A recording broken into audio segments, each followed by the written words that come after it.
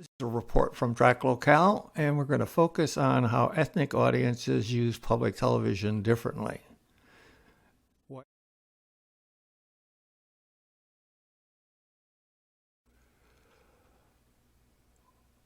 One mission of public television is programming for the underserved. Examples are programs for children, ethnic minorities, the elderly, the poor, and the handicapped. Nielsen's 20th century metrics were ill-suited to measure service to target audiences. However, new additional metrics have been provided by Nielsen that allow us to study these audiences in greater depth. So, popularity metrics such as ratings have limitations in measuring mission. In any market, the ratings are determined by the total number of households. But when you take apart, let's say, a market by ethnicity, you can see, like in Miami, 38% of the households are Hispanic. And when we go to Cleveland, 3% of the households are Hispanic. 31% are white. And in Cleveland, 82% are white and 61% in Sacramento. This is just looking at it in a slightly different way, but you can see how Miami is the exception. In this slide, I want to look at the impact of the largest category when we look at a particular group. So here in Cleveland, 82% of the households are white. And the size, just the size of that particular cohort is going to be enough to influence the size of the ratings when it's aggregated across all households.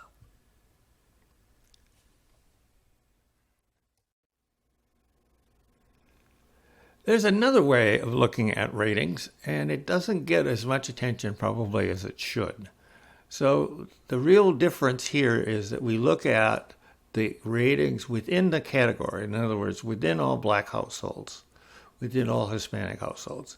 Here we look at the CUMEs, and in Cleveland, 72.4% of the households, black households in Cleveland, sampled that station sometime during the quarter that we're studying. And you can see the other stations are ranked the same way. Some markets have more blacks than others, say Nashville versus Cleveland.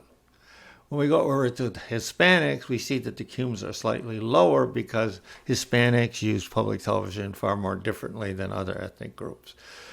Nonetheless, 63% of all the households in San Diego, the Hispanic households in San Diego sampled the station, and you can see here again, there are some markets where there are a lot of Hispanics, some where there are very few, but the measure is within the particular category that we're looking at, let's say race. Now we can see the dramatic impact of the size of the audience and what happens to the overall rating. Remember I said the majority will determine the popularity of a particular show. Here's Doc Martin. It has an overall rating in Cleveland of 1.4. It has within all white households a rating of 1.6 and a 0.7 amongst black households. But if we go down to that multi-ethnic hit, Finding Your Roots, you can see that here 1.4% of the white households, that's the rating 1.4, and 2.3 for blacks. So this is quite a dramatic difference. And down here you can see the same thing happening, all right? But this is not as dramatic when you get into Antiques Roadshow and so forth. The other thing that you should notice is that the variety of programs are pretty much, this is what a white profile looks like. So the best thing here, in a sense, is Finding Your Roots. Now let's look at how blacks use. There are a couple of themes that are in this chart that are of interest. If you consider a station's broadcast schedule across, say, 4 or 5 channels like they have in Cleveland, the first thing that strikes you is that the black households choose an entirely different potpourri of programs than, say, whites. The first thing you'll notice is that most of the themes are serious programs dealing with black issues. There's a variety. This is just one on Harry Gant, and this one is on jazz. This one is on a lawyer, and this is interesting. This play called Pipeline was on Live from Lincoln Center, and it deals with black teenagers and why high schools are not helping them, etc., etc. But how people found that show is just unbelievable, but they did find it. So the takeaway here is that if you put on programs that appeal to specific ethnic audiences, in due course they will find those programs and they will watch them. Here is American Indians in Tulsa. Here's that same thing I said about the market itself. There are about 12% of the households are American Indians, but their cume amongst all American Indians is higher than the black cume in Tulsa and the white cume. And again, we see this same pattern. Here is unique shows about Cherokee Indians and so forth. These are shows, this show here was about the immigration policy that Trump was changing in the spring, President Trump was changing in the spring of this year. And you could see that they watched Frontline, American Masters, This Old House, and there's a variety. It's independent lens, and I don't think I've ever seen independent lens on the top 25 for a total market. Asian American households are more apt to utilize new technology such as streaming and viewing foreign language programming.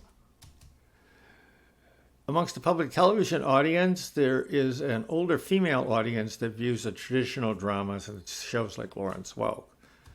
There's also a younger female audience that's attracted by acquisitions such as Doc Martin, Vera, and Dr. Blake.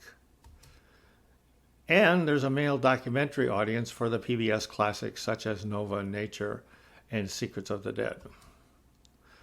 Only about a third of the top 25 programs for Asians will be children's. That's low. It is rare to find children's series on the top 25 list for whites. Now we come to the takeaways. Given the very same schedule, non-white ethnic households will select far different range of programs than whites. People of color will seek out programs that reflect their cultural heritage, but you have to schedule them. The children's series are the core genre that serves many ethnic groups.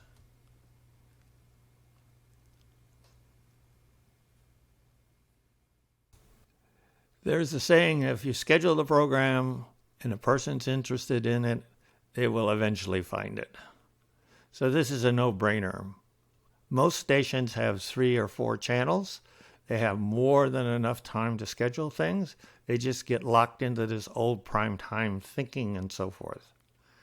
So we should do a better job at TRAC helping the stations learn how to schedule for these ethnic audiences. TRAC Locale seeks to provide analysis and tools that help local stations meet their mission. If you're interested in our research and want further information, please call or write.